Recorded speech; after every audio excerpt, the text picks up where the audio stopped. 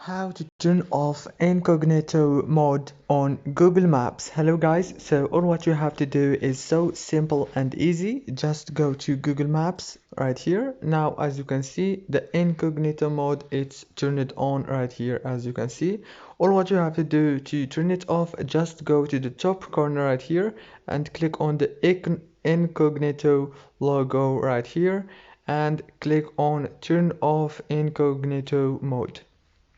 It's very easy and fast, and I hope this video was helpful for you.